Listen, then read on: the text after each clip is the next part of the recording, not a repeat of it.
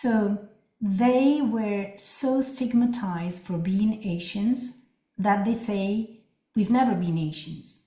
But this is not because there was something actually bad inside of this, but this is also an heritage of the history, because what I want to highlight here is that we don't know the story exactly with the details that we should know and that should be presented in the history books. So the Haitian Revolution moved so much, shaped so much that society, that being an Haitian slave was a danger in another country.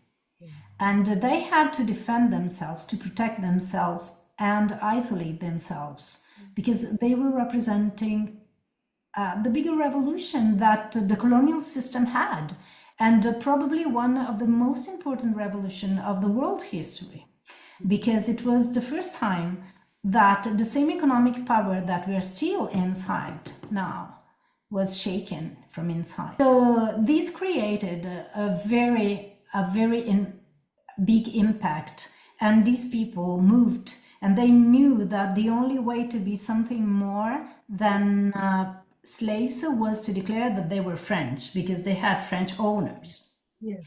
And to be more than Asian and just Afro-Cubans, they could be African, because they knew they were coming from higher origins. And so in these adjustments of identity, this is the representation of so many communities, and the effort to find our roots and to fit in somehow it has been so desperate from a long time. Despite the fact that this definition has been useful for a long time to just